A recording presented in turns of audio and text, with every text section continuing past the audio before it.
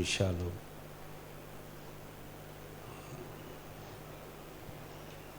ఉన్న సమయంలో మీకు చెప్పగలిగినంత దేవుని యొక్క మాటలు మీతో పంచుకోవాలని నేను ఎంతో సిద్ధపడి వచ్చి ఉన్నాను. మన మధ్యలో బల్ల కార్యక్రమం కూడా ఉన్నది కనుక మనము త్వరగా దేవుని వాక్యంలోకి వెళదాం.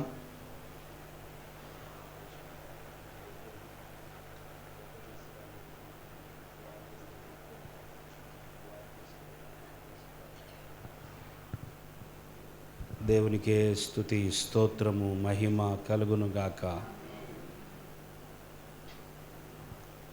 147 సంవత్సరాల వయస్సులో ఉన్నటువంటి వృద్ధాప్యములో ఉన్నటువంటి ఒక తండ్రి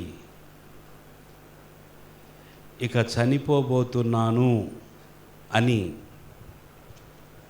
దేవుని యొక్క ఆత్మ సహాయమును బట్టి తెలుసుకున్న తండ్రి, ఇక నా సమయము ముగించబడింది, నా సమయము అయిపోయింది అని గ్రహించిన ఒక తండ్రి తన కుమారులందరినీ కూడా దగ్గరికి రమ్మని పిలిచాడు. దేవునికి స్తోత్రం. తన కుమారులందరినీ కూడా దగ్గరికి రమ్మన్నాడు. ఎందుకో తెలుసా?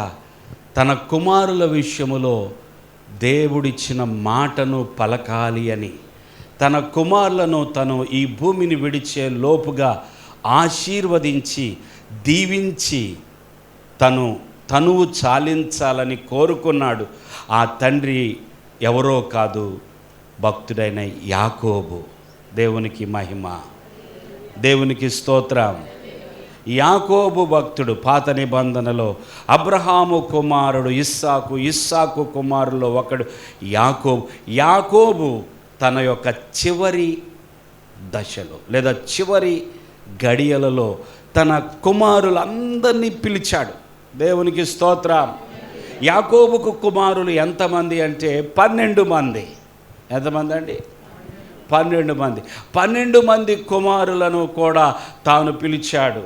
ఒక కుమార్తె, తన పేరు దీనా. సో యాకోబుకి 4 భార్యలు ఉన్నారని మీకు తెలుసు. సో ఈ 12 మంది కుమారులను కూడా ఆయన పిలిచాడు. 147 సంవత్సరాలు అతను బతికాడు. ఆయన చివరిలో ప్రతి కుమారుని కూడా వరుస క్రమములో దీవించటము ప్రారంభించాడు. దేవుని స్తోత్రం. యాకోబు తండ్రి అయిన ఇస్సాకు కూడా తన యొక్క అవసాన దశలో తను వృద్ధుడై ఉండగా తన కనుచూపు మందగించినప్పుడు ఇస్సాకు కూడా తన కుమారులను పిలుస్తాడు దీవించటానికి. అప్పుడు యాకోబు మోసం చేస్తాడు. యాకోబు నేను ఏశావుని అని చెప్పి తన తండ్రి దగ్గర ఆశీర్వాదం కొట్టేస్తాడు. అబద్ధం చెప్పి తన తండ్రి దగ్గర దీవెనలు కొట్టేస్తాడు. ఆ యాకోబు ఇప్పుడు తన కుమారులను దీవించబోతున్నాడు. హల్లెలూయా.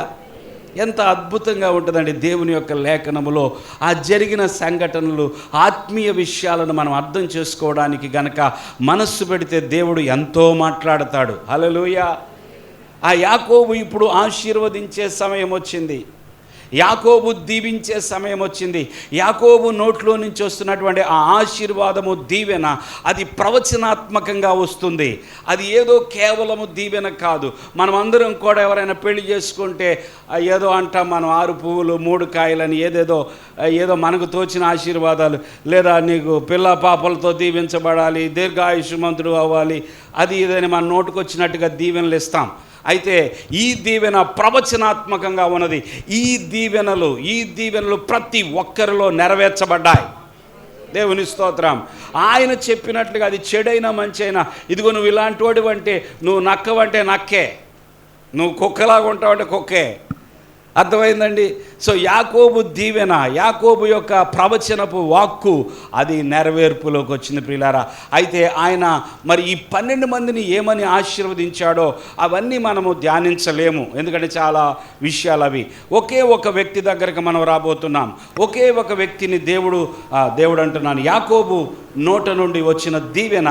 అతడు ఎవరంటే మొదటి కుమారుడు కాదు, అతడు ఎవరంటే 4వ కుమారుడు. చూడండి, దేవుని స్తోత్రం. 4వ కుమారుడు, అతని పేరు యూదా. ఏం పేరండి? యోదా. యాకోబు యొక్క 4వ కుమారుడు యోదా. 49వ అధ్యాయము ఆదికాండము 8వ వచనములోకి వద్దాం. యూదా, నీ సహోదరులు నిన్ను స్తుతించెదరు, నీ చెయ్యి నీ శత్రువుల మెడ మీద ఉండును, నీ తండ్రి కుమారులు నీ ఎదుట సాగిలపడుదురు. యూదా కొదమ సింహము, నా కుమారుడా, నీవు పట్టిన దాన్ని తిని వచ్చితివి. సింహము వలెను, గద్దించు ఆడు సింహము వలెను అతడు కాళ్ళు ముడుచుకొని పండుకొనేను. అతనిని లేపువాడెవడు? చాలు, ఇంకా 2 వచనాలు ఉన్నాయి. ఈ 4 వచనాలు మీకు పూర్తిగా అయితే వివరించే అంత సమయం లేదు ప్రియులారా. చాలా క్లుప్తంగా వివరిస్తాను. చాలా విషయాలు ఉన్నాయి, చాలా లోతైన విషయాలు ఉన్నాయి. కానీ వాటన్నిటినీ చెప్పకపోయినా దేవుడు మీకు ఇచ్చే ఆహారాన్ని తీసుకోండి. దేవుని స్తోత్రం. యోదా గురించి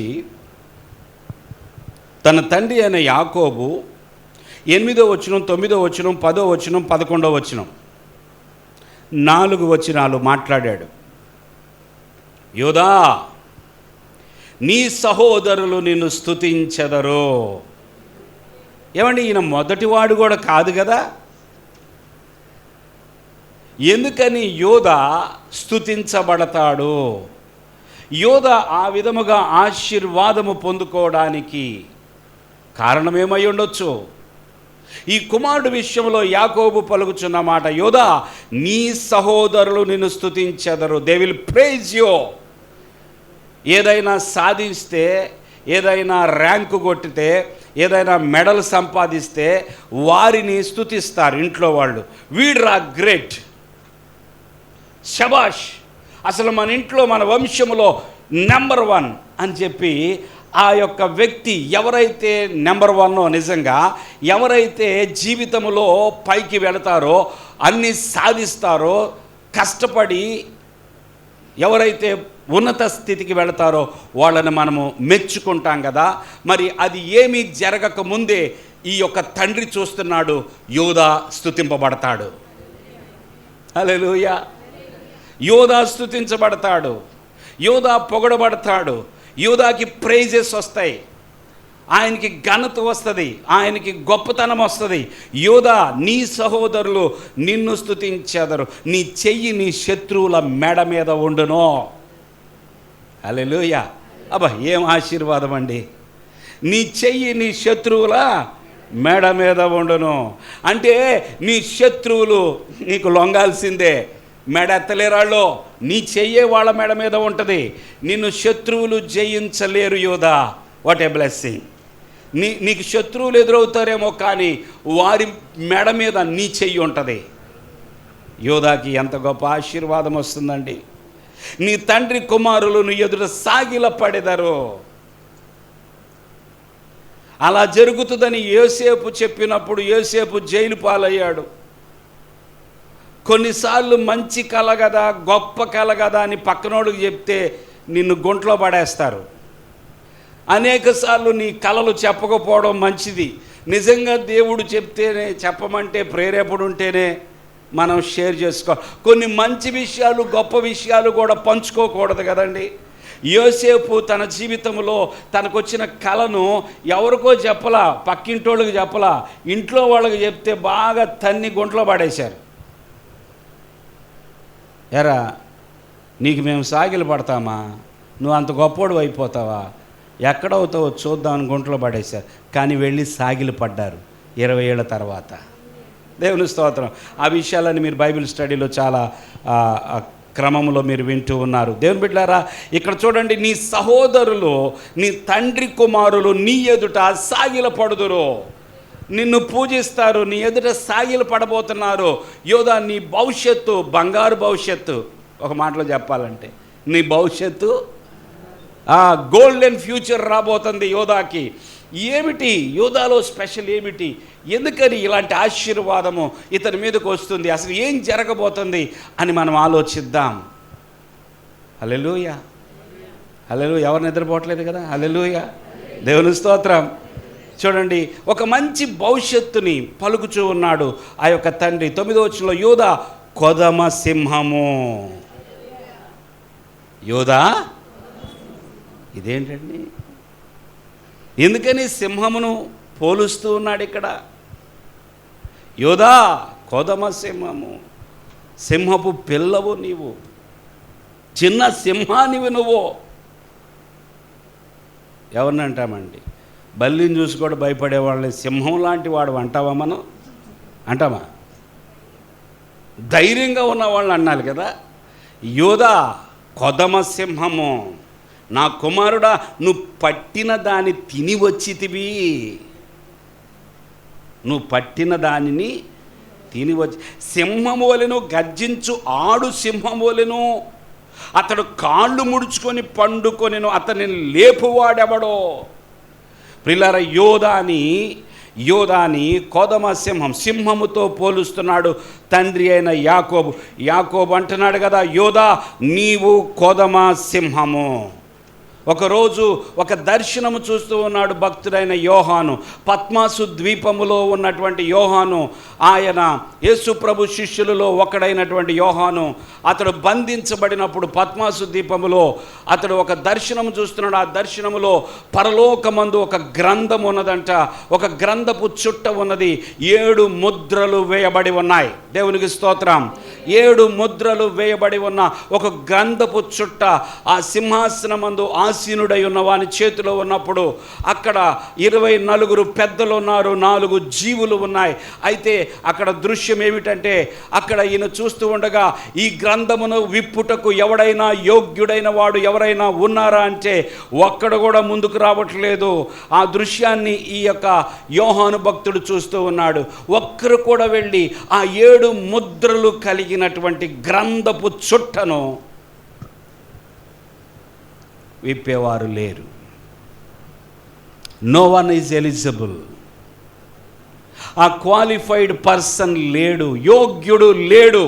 ఆ గ్రంథపు చుట్టను విప్పటానికి యోగ్యుడు లేనందుకు యోహాను దుఃఖపడుతూ ఏడవటం ప్రారంభించాడు. దేవునికి స్తోత్రం, దేవునికి స్తోత్రం. ఒకసారి గమనించండి ఆ మాట. ఆ గ్రంథము 5వ అధ్యాయము చదవండి 3వ వచనం నుంచి. అయితే పరలోకమందు కానీ భూమి మీద కానీ భూమి క్రింద కానీ ఆ గ్రంథం విప్పుటకైనను చూచుటకైనను ఎవనికి శక్తి లేకపోయెను. ఎవ్వనికి శక్తి లేకపోయెను. ఆ గ్రంథము విప్పుటకైనను చూచుటకైనను యోగ్యుడెవడును కనబడనందున నేను బహుగా ఏడ్చుచుండగా ఆ పెద్దలలో ఒకడు ఏడవకుము ఇదిగో దావీదుకు చిగురైన యూదా గోత్రపు సింహము. చెప్పకూడదాం దేవునికి. ఎవరండి?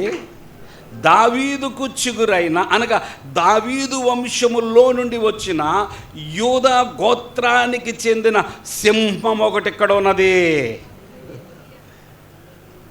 పరలోకములో పరిశుద్ధుడైన తండ్రి సింహాసనం మీద కూర్చొని ఉన్నాడు. ఆయన చేతిలో గ్రంథపు చుట్ట ఉన్నది.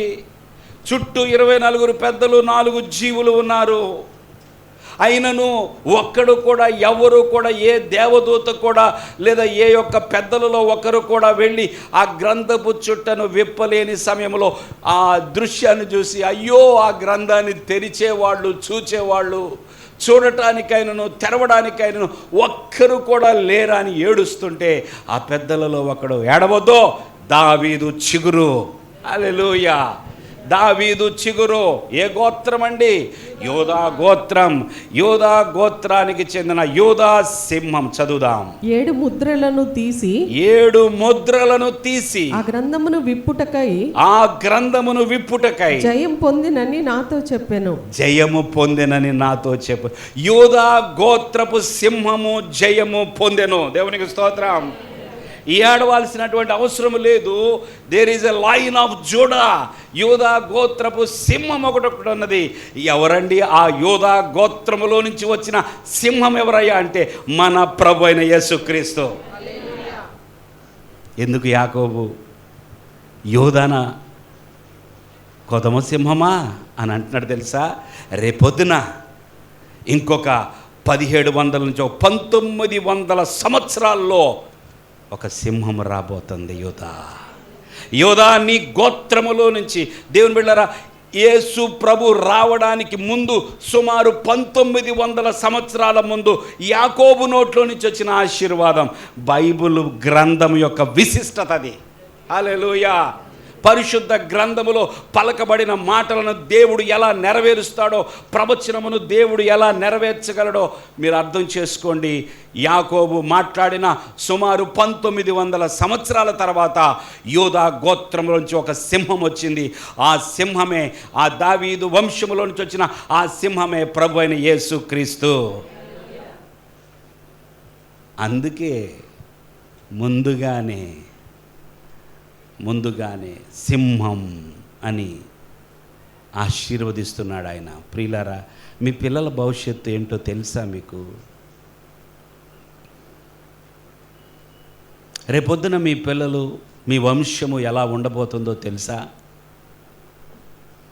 రేపొద్దున ఏమి జరగబోతుందో, నీ వంశానుక్రమము ఉండబోతుందా, అసలు తీసివేయబడబోతుందో తెలుసా?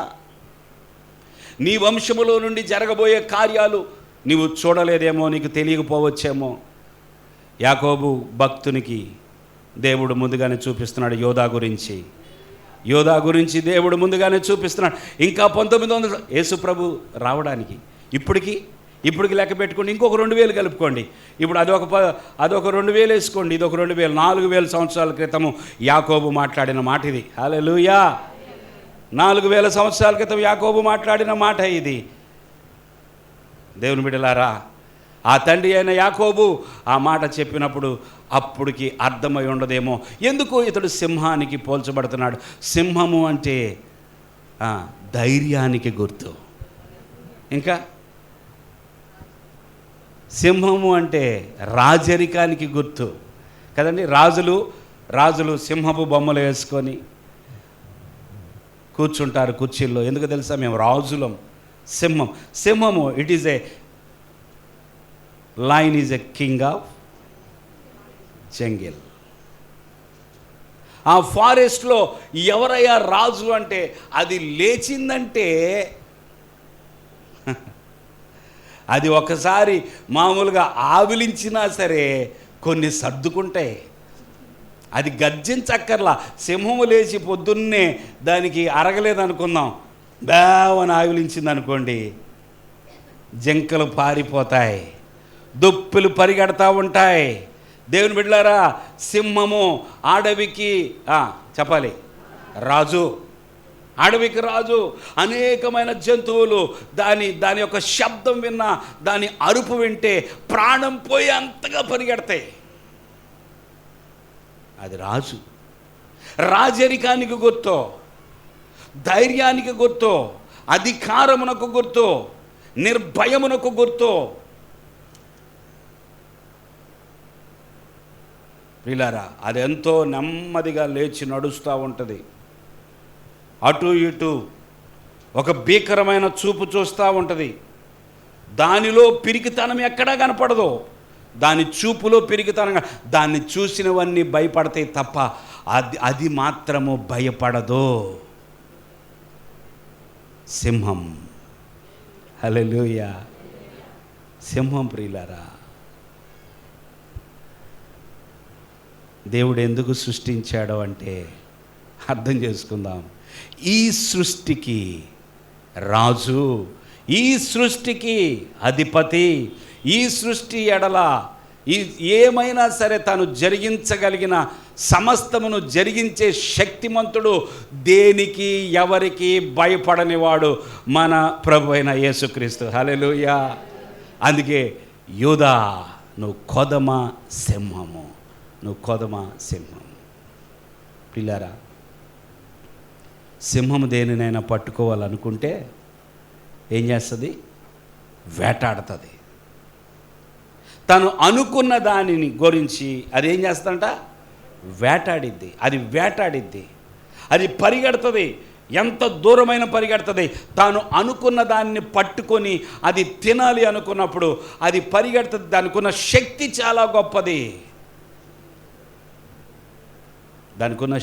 చాలా గొప్పది. నా కుమారుడా, నీవు పట్టిన దాని తిని వచ్చితివి. నీవు పట్టిన దాని తిని వచ్చితివి. నువ్వు అనుకున్నావంటే ఖచ్చితంగా తింటావు, నువ్వు అనుకున్నావంటే దాన్ని ఖచ్చితంగా పడతావు. దేవుని స్తోత్రం. మన ప్రభు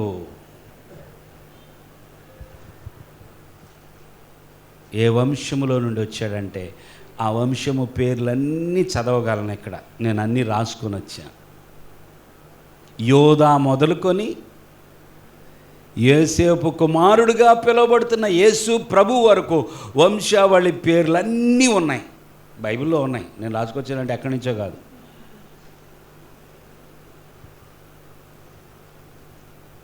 అంటే 2000 సంవత్సరాల ముందు నుంచే ఆయన వచ్చే వంశము, దాని డీటెయిల్స్ చాలాసార్లు మీరు బైబిల్ చదివేటప్పుడు అనుకుంటారు కదా, ఏంటండి బాబు ఈ పేర్లు ఏంటి, ఈ వంశావళులు ఏంటి, నా వల్ల కావట్లేదు, అసలు చదవాలనిపించట్లేదు, ఈ పేర్లు నోటికి కూడా తిరగ. పాస్టర్ గారు ఏమో రోజుకు 2 అధ్యాయాలను చదవమంటున్నాడు. ఈ పేర్లు వచ్చిన అన్ని అధ్యాయాలు పక్కకు నెట్టేసి మిగతా చదువుతున్నారా కొంతమంది? పేర్లు కూడా చదవండి, పోయేదేం లేదు. హల్లెలూయా, పోయేదేం లేదు. మీ తాత పేరు ఏంటి అని అడుగుతుంది మొన్న వాటర్ ఆమె వచ్చి. తాత పేరా ఏడ గుర్తుంటాయండి ఈ రోజుల్లో? అమ్మా నాన్న పేర్లే మర్చిపోతున్నారు, ఇక తాతల పేర్లు. మీ నాన్నగారి నాన్న పేరు, మీ అమ్మగారి నాన్న పేరు ఏంటని అడుగుతున్నారు. మరి ఎన్ని తరాల పేర్లు బైబిల్లో రాస్తున్నాయి. ఎందుకు తెలుసా? యేసు ప్రభు చారిత్రాత్మకమైన వ్యక్తి. హల్లెలూయా, హీఈస్ ఎ హిస్టారికల్ పర్సన్. ఎవరి జీనియాలజీలో కూడా, ఎవరి వంశములో కూడా ఎంత బ్యాక్గ్రౌండ్ ఉండదండి. యేసు ప్రభుకున్నంత బ్యాక్గ్రౌండ్ ఈ సృష్టిలో ఇప్పటికీ ఎవరైనా ఉంటే తీసుకురమ్మనండి ఆధారాలతో. ఎక్కడ అసలు ప్రభుత్వానికి వల్లగా ఇవన్నీ అడుగుతున్నారు. కొంతమందికి అసలు ఏది ట్రేస్ అవుట్ అవ్వట్లేదు, వాళ్ళు చెప్పిన పేర్లు ట్రేస్ అవుట్ అవ్వట్లేదు, వాళ్ళకి ఓటు క్యాన్సిల్ అయిపోతుంది.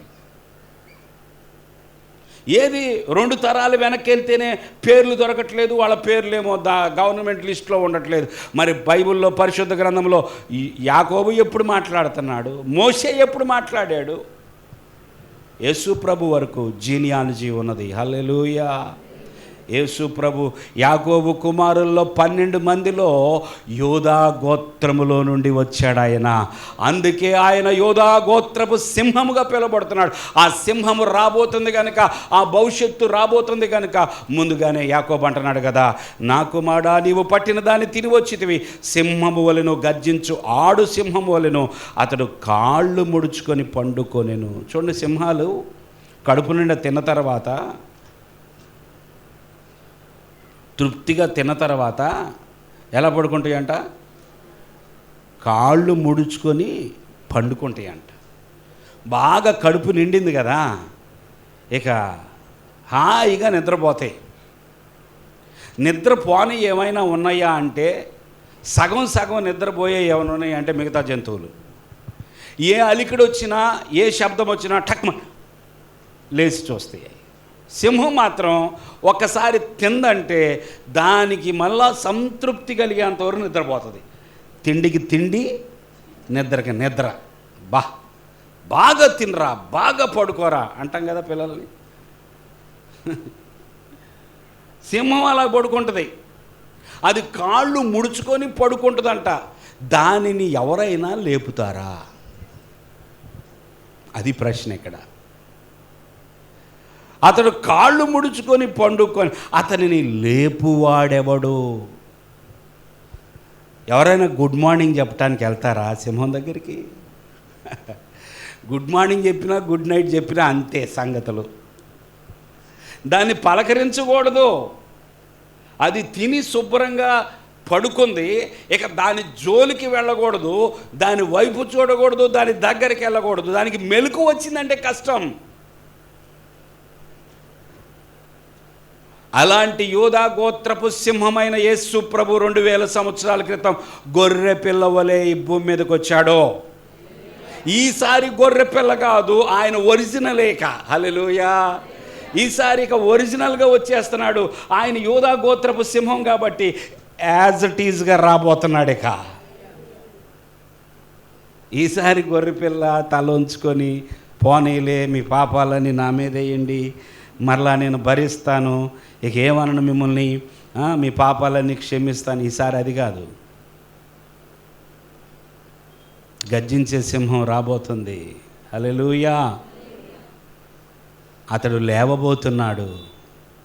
లేవబోతున్నాడు. ప్రియులారా, యాకోబు తండ్రి యోధాను చూస్తున్నప్పుడు ఆ భవిష్యత్తు ఒక 1900 సంవత్సరాల తర్వాత జరగబోయే ఆ భవిష్యత్ అంతా చూస్తున్నాడు.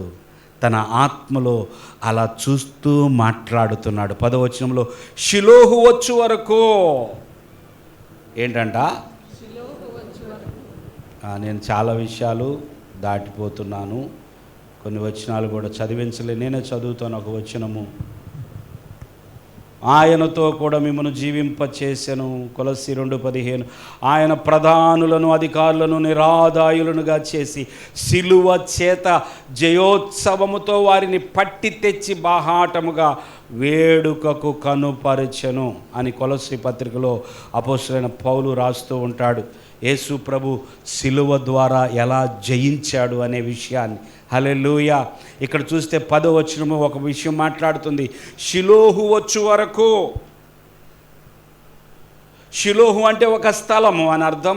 షిలోహు అంటే మెస్సయ్య అని అర్థం. షిలోహు అంటే ఏలుబడి చేసేవాడు అని అర్థం. అంటే ఏలుబడి చేసేవాడు వచ్చేంత వరకు, మెస్సయ్య వచ్చేంత వరకు, సమాధానకర్త అనగా ప్రిన్స్ ఆఫ్ పీస్ అని అర్థం వస్తుంది. షిలోహు అంటే 3 అర్థాలు ఉన్నాయి. దేవుని బిడ్డలారా, అది ఒక స్థలం పేరు, పైగా 3 అర్థాలు ఉన్నాయి. 3 అర్థాలలో ఒక అర్థము షిలోహు వచ్చు వరకు అంటే మెస్సయ్య వచ్చు వరకు. దేవుని స్తోత్రం. సమాధానకర్త ప్రిన్స్ ఆఫ్ పీస్ వచ్చే వరకు, షిలోహు వచ్చు వరకు యూదా యొద్ద నుండి దండము తొలగదు. ఎవరి యొద్ద నుండి? యోధా యొద్ద నుండి ఏం తొలగదు? దండం అంటే ఏంటి? రాజదండం, స్కెప్టర్, కింగ్స్, రాజుల దగ్గర ఒక దండం ఉంటుంది. ఆ దండం అలా చాపారు అనుకోండి, నువ్వు బతికిపోయినట్టు. హలో, హల్లెలూయా చెప్పండి. దండము వాళ్ళు అలా చాపితే నీకు దయ చూపిస్తున్నట్టు. రాజుగారు గనక కంప్లైంట్ వచ్చిన తర్వాత ఆయన దండం చూపించలేదంటే వాడిని తీసుకెళ్ళి కుమ్మేసేయండి.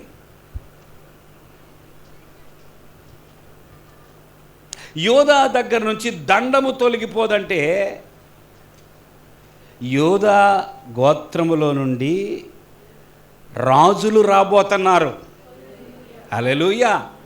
దండము గురించి మాట్లాడుతున్నాడు యాకోబు. యోధా నా కుమారుడా, షిలోహు వచ్చే వరకు యోధా యొద్ద నుండి దండం, ఆ మెస్సయ్య వచ్చే వరకు నీ చేతిలో నుండి దండం తీసేవాళ్ళు ఎవరు లేరుపో.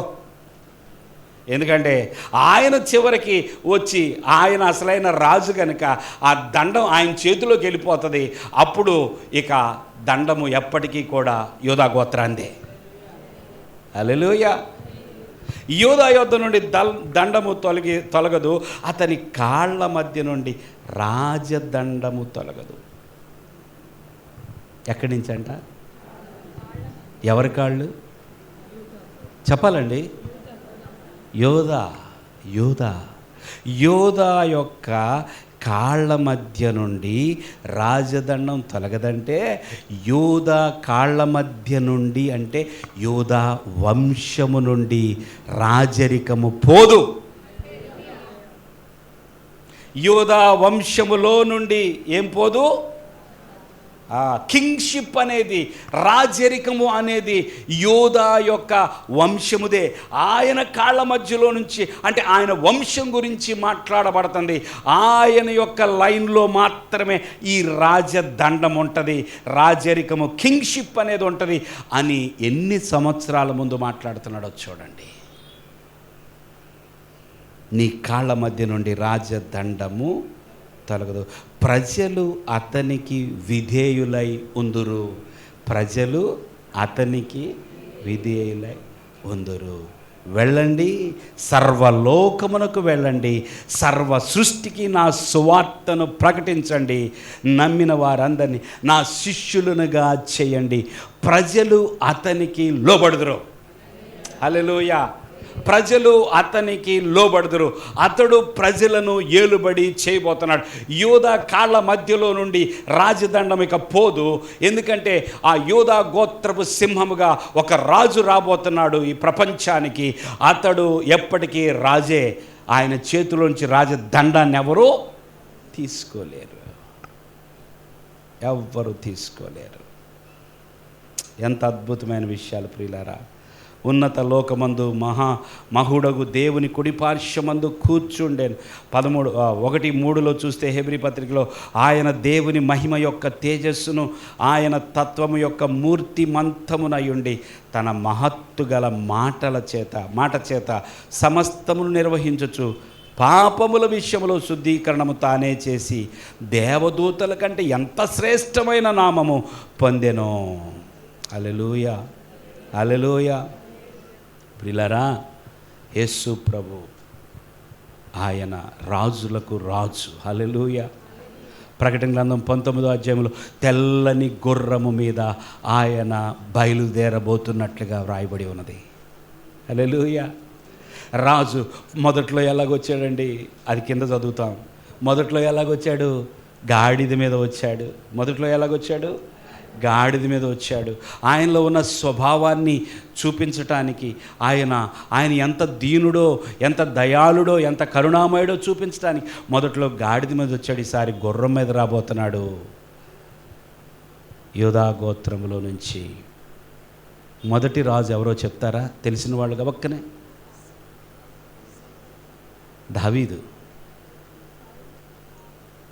సౌలు ఎవరో తెలుసా? యూదా గోత్రం కాదు. చిన్న ట్విస్ట్ జరిగింది అక్కడ. ఒకసారి వేరే వాళ్ళకి ఇచ్చి చూద్దామని దేవుడు సమూయేలుతో ఏం చెప్పాడు తెలుసా? ఆ సౌలుని రాజుగా అభిషేకించు అన్నాడు. ఎవరు తెలుసా సౌలు? బెన్యామీను గోత్రికుడు. ఎవరండి? బెన్యామీను గోత్రికుడు. బెన్యామీను ఆఖరివాడు కదా యాకోబు కుమారుల్లో. రాజదండం ఎక్కడ ఉంటుందని యాకోబు చెప్పాడు, యోధాకు అన్నాడు కదా. మరి మొదటి రాజుగా మరి బెన్యామీను గోత్రం నుంచి వచ్చిన సౌలుకి రాజదండం ఇస్తే పాడు చేసుకున్నాడు. నిలబడలా. మీరు ధ్యానించండి దీని విషయం. మరొక మాట చెప్తున్నాను. మరొకసారి ఏం జరిగిందో తెలుసా? ఆ తర్వాత దావీదుకు వచ్చింది కదా. దావీదుకు వచ్చినప్పుడు సమూయేలు 2వ గ్రంథంలో దేవుడు దావీదుతో ఏం మాట్లాడతాడంటే, నీ నుండి మాత్రము నా కృప దూరము కాదు అంటాడు. సౌలును కొట్టివేసినట్లుగా నేను నిన్ను కొట్టివేయను, నా కృప నీకు దూరము కానే కాదు, నా కృప ఎల్లప్పుడూ నీకు తోడుగానే ఉంటుంది. దావీదు మీదకి ఆ కృప వచ్చింది. దావీదు ఎవరంటే యోధా గోత్రము. దావీదు 40 సంవత్సరాలు ఇశ్రాయేలును పరిపాలించాడు. ఆ తర్వాత ఆ దావీదు గురించి మాట్లాడితే ఎన్ని యుద్ధాలు చేశాడో తెలుసా? ఒక్క యుద్ధములో కూడా ఓడిపోలేదు. చప్పట్లు కొడదాం. దావీదు ప్రతి యుద్ధాన్ని జయించాడు. యోధా గోత్రంలోంచి వచ్చిన దావీదు అనేక యుద్ధాలు చేశాడు, జయించాడు. ఆ తర్వాత దావీదు కుమారుడు ఎవరు చెప్పండి? సొలొమోను. సొలొమోను కుమారుడు ఎవరు చెప్పండి? రెహబాము. ప్రియులారా, దావీదు కుమారుడైన సొలొమోను ఒక యుద్ధము చేయలే. అంటే తండ్రి అన్ని యుద్ధాలు చేసి ముగించేశాడు. కుమారుడు ఏం చేస్తున్నాడు? హాయిగా కాలు మీద కాలేసుకొని కూర్చున్నాడు. శాంతిగా ఉంది, నెమ్మదిగా ఉంది పరిపాలన. సొలొమోను చూడండి, దావీదు నుంచి ఎవరికి వచ్చింది సీఎం పోస్టు? చెప్పరు? సొలొమోను. సీఎం తర్వాత మరలా సీఎం ఎవరవుతారు? సీఎం కొడుకు అవుతాడు. ఆ సీఎం కొడుకు తర్వాత సీఎం ఎవరవుతారు? సీఎం కొడుకు అవుతాడు. చెప్పరేంటి? మనకు జరగట్లేదు అట్లా. మన దగ్గర జరగనట్టుగా చూస్తున్నారు మీరు. నేను అది చెప్తున్నా. అలాగే దేవుని బిడ్డలారా, ఒకసారి డిక్లేర్ అయిపోయింది, యోధా రాజదండం నీది అనగానే, అయినా దేవుడు ఒకసారి ఇచ్చి చూద్దామని బెన్యామీను చివరోడికి ఇస్తే బెన్యామీను గురించి ఏం మాట్లాడాడు చూడండి. యాకోబు చివరి 27వ వచనం, 49వ అధ్యాయం 27వ వచనం, ఆదికాండం. బెన్యామీను చీల్చునట్టి తోడేలంట. ఈ కుమారుడు గురించి మాట్లాడుతున్నాడు, యోధా గురించి మాట్లాడాడు కదా. బెన్యామీన్ ఆకరోడు, చీల్చునట్టి తోడేలు, ఈడి తోడేళ్ళు అంటాడు బెన్యామీన్. ఇంకా ఉదయమందు ఎర్రను తిని దోపుడు సొమ్మును పంచుకోండి. ఇప్పుడు క్యారెక్టర్ చూడండి, ఎవరి క్యారెక్టరు? సౌలు గారి క్యారెక్టర్ ఒకసారి ఆలోచించండి. మీకేమైనా అర్థమవుతుందా? నేను కొంచెం స్పీడ్గా మాట్లాడుతున్నాను. ఈడెందుకురా ఎట్లా ఉన్నాడు? తండ్రి, క్యాచ్ ద పాయింట్.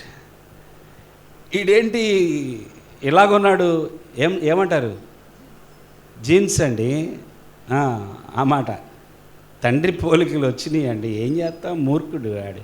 ఆయన మూర్ఖుడే, ఈయన మూర్ఖుడు. ఆయనది, ఈయనది. అర్థమైందా? బెన్యామీను గోత్రం నుంచి వచ్చిన సౌలు ఏమైందో తెలుసా? బెన్యామీను గోత్రం సౌలు దోపుడు సొమ్ము మీద ఆశపడ్డాడు. అమాలేకీలను చంపి సర్వనాశనం చేసి రమ్మంటే ఆ దోపుడు సొమ్ము మీద ఆశపడ్డాడు. అర్థమవుతుందా ఇప్పుడు వంశం? అందుకే కదా చాలాసార్లు పెళ్ళిళ్ళ దగ్గర చాలా జాగ్రత్తగా ఉంటారు. ఎందుకో తెలుసా? 2-3 తరాలు ఎందుకు చూసా, వాళ్ళ తండ్రి ఎలాంటోడు, వాళ్ళ తండ్రి ఎలాంటోడు, వాళ్ళిద్దరు కుటుంబం ఎలాగుంది. ఇంతకుముందు పెళ్ళిళ్ళలో, ఇప్పుడు అవన్నీ లేవులేండి. No chance. Instant coffee. Hallelujah. ఇప్పుడు ఎవరు చూస్తున్నారు? వంశము, వంశపారంపర్య లక్షణాలన్నీ ఎవరు చూస్తున్నారు? చూడండి, బెన్యామీనికి అవకాశం వచ్చింది కానీ నిలబడలా. యోధానే ఫైనల్ అయ్యాడు. దావీదు తర్వాత సొలొమోను అయ్యాడు. సొలొమోను తర్వాత రెహబాము అయ్యాడు.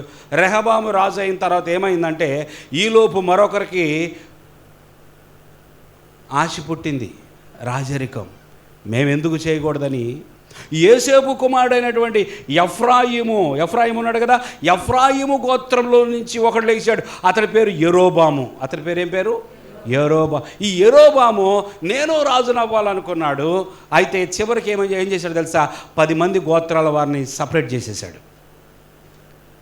అయినను యోధా రాజదండము తొలగలేదు. హల్లెలూయా. ఆ మాట చెప్పడానికి ఇంత బ్యాక్గ్రౌండ్ చెప్పాల్సి వచ్చింది. దేవుని బిడ్డలారా, యోధా రాజదండము తొలగలేదు. ఈ 10 గోత్రాలను తీసుకొని పోయినటువంటి యెరోబాము ఆ తర్వాత అష్షూరీయుల యొక్క చేతికి చిక్కి ఆ సర్వనాశనం, అసలు ఆ రాజ్యమే లేదు.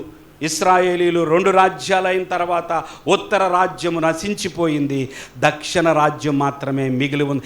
ఈనాటికి కూడా ఇశ్రాయేలీల్లో మిగిలి ఉన్నది ఏంటంటే దక్షిణ రాజ్యమే. అదే దావీదు క్రమం. హల్లెలూయా. దేవుని బిడ్డలారా, దేవుడు నమ్మదగినవాడు. ఆయన మాట నెరవేరుస్తాడు, ఆయన వాగ్దానం నెరవేరుస్తాడు. ఆయన వాగ్దానాలు నమ్మండి. ఆయన నోట నుండి, ఆయన దాసుల నోట నుండి మీ మీదకి ఏదైనా ఒక ప్రవచన వాక్కు పలకబడితే, మీ మీద ఏదైనా ఆశీర్వాదం పలకబడితే దాన్ని తీసుకోండి, నమ్మండి. దేవుడు నీతో వ్యక్తిగతంగా మాట్లాడిన, దేవుడు తన సేవకుల ద్వారా నీతో మాట్లాడిన ఆ ఆశీర్వాదాన్ని తీసుకోండి. ఆయన వాక్కు ఎప్పటికైనా నెరవేర్చబడాల్సిందే. నీటిపైన నీ ఆహారము వేయుము, అది మరలా తిరిగి నీకే వచ్చును. ఇలారా, దేవుని మాటలు ఎన్నడూ తప్పిపోవు. దేవుని మాట కోసం ఎదురు చూద్దాం. ఆ ఆశీర్వాదం పోదు. షిలోహును ఎక్కడున్నాం చూడు. షిలోహు వచ్చే వరకు యోధా యొద్ద నుండి దండము తొలగిపోదు, అతని కాళ్ళ మధ్య నుండి రాజదండము తొలగదు. ప్రజలు అతనికి విధేయులయుందురు. 11వ వచనం.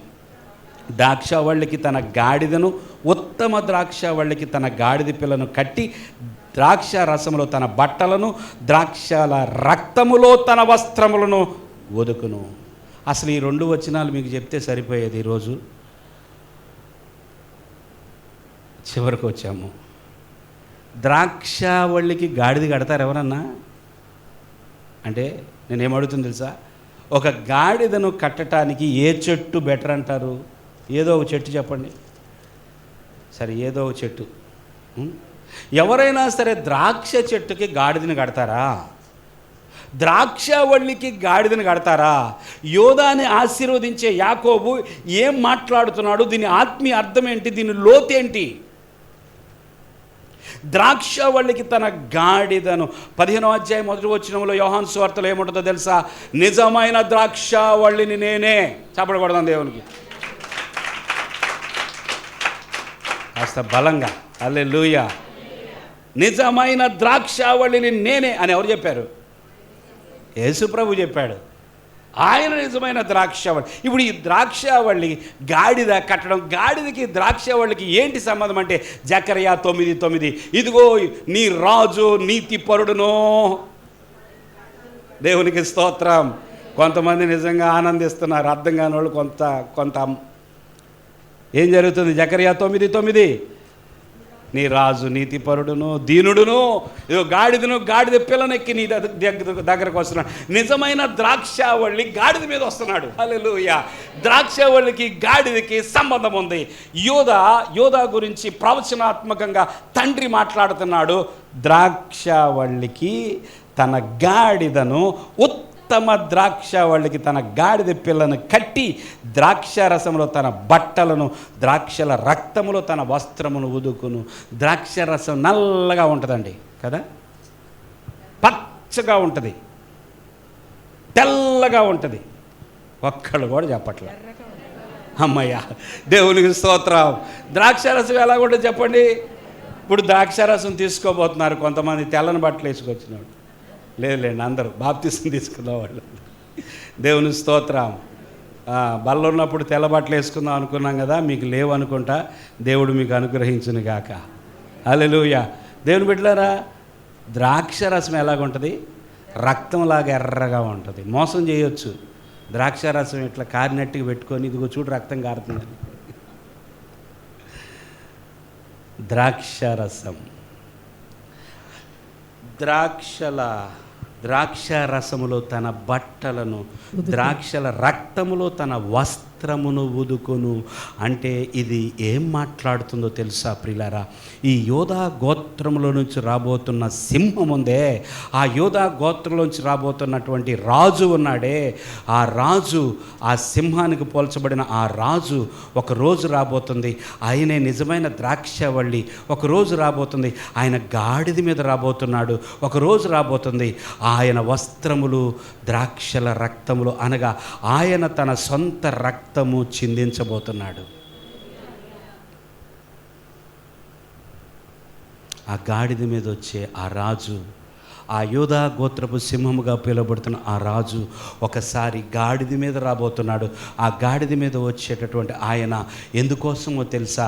ఆయన ఎందుకు ఊరేగింపబడుతున్నాడు తెలుసా? ప్రజలందరి కొరకు, అందరి పాపముల కొరకు తను రక్తం చిందించబోతున్నాడు. అందుకే యేసు ప్రభు తన శిష్యులతో అన్నాడు కదా, ఏమన్నాడు తెలుసా? ఇదిగో నా రక్తము, దీనితో మీ క్రొత్త నిబంధన చేస్తున్నాను. హల్లెలూయా, హల్లెలూయా. నేను నిబంధన చేయబోతున్నాను, నా రక్తం ఇవ్వబోతున్నాను.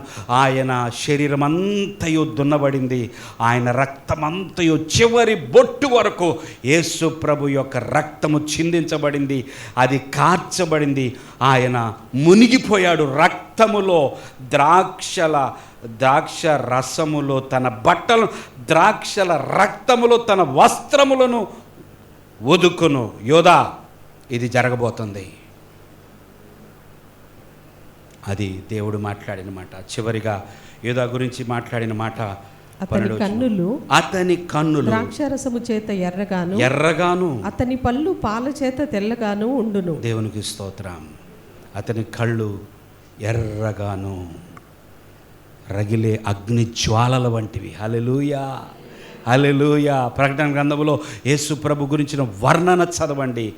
ఆయన నేత్రములు అగ్ని జ్వాలల వలె, ఆయన పాదములు అపరంజి వలెను ఉన్నవి. దేవుని స్తోత్రం. చూడండి, ఇక్కడైతే అతని పళ్ళు ఆయన పరిశుద్ధుడు ప్రియులారా. తెల్లని పళ్ళు ఉన్నాయంటే అర్థం ఏంటో తెలుసా?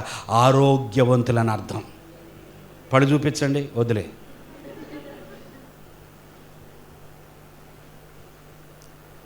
నీ ఆరోగ్యం నీ పళ్ళల్లోనే బయటపడిద్ది. అతని పళ్ళు తెల్లని పళ్ళు. పరిశుద్ధుడు, నీతిమంతుడు, నీతి కలిగిన వాడు. ఆయన సమస్తమును ఏలుబడి చేయగలిగిన వాడు ఆయన ఈ భూమి మీదకి వచ్చాడు. ప్రియులారా, యోధా గోత్రములో నుండి యేసు ప్రభు వచ్చాడు. యేసు ప్రభు వచ్చాడు. యోధా గోత్రపు సింహముగా ఆయన పిలువబడ్డాడు. ఆయన ఈ భూమి మీద తన రక్తాన్ని చిందించి వెళ్ళాడు. ఇప్పుడు నువ్వు ఇక నెమ్మదిగా పండుకో. నీ పాపములన్నీ క్షమించబడ్డాయి. ఆయన శిలువ యాగము, ఆయన శిలువ శ్రమలు పడిన తర్వాత నీకు విడుదల వచ్చింది, నాకు విడుదల వచ్చింది. We are redeemed people. ఒకరన్నా చెప్పండి హల్లెలూయా. మనము విమోచింపబడినటువంటి జనాంగము, మనము విమోచన జనాంగం, మనం విమోచించబడ్డాం. మనము ఆయన పరిశుద్ధ రక్తమును బట్టి, ఆయన కాచిన రక్తములో మనము మన పాపములన్నీ తుడిచివేయబడ్డాయి.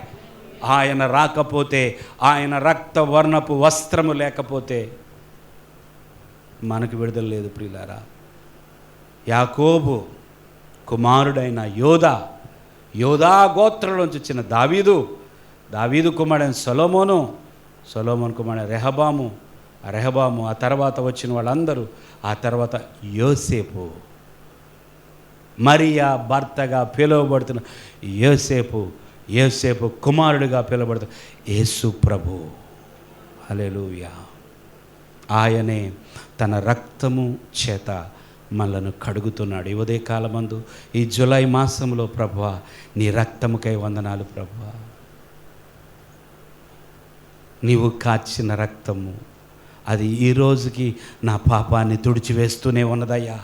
2000 సంవత్సరాల క్రితము నువ్వు కాచిన రక్తము, 2000 సంవత్సరాల క్రితం ప్రభువా నీవు అర్పించిన నీ ప్రాణము అయ్యా. నువ్వు అప్పుడు గాడిద మీద వచ్చావు ప్రభువా. నువ్వు నిజమైన ద్రాక్షావళివి ప్రభువా. అయ్యా, ఎందుకు ద్రాక్షావళిగా పోల్చుకున్నావంటే ఆ ద్రాక్ష రసము రక్తము వలె ఎర్రగా ఉంటుంది. నువ్వు రక్తము చిందించబోతున్నావు. నీకు గాడిదకు సంబంధం ఉన్నది. ఆ రక్తమును బట్టి నాకు పరలోక రాజ్యం ఉన్నది. ఆ రక్తమును బట్టి నాకు నిత్య జీవమున్నది.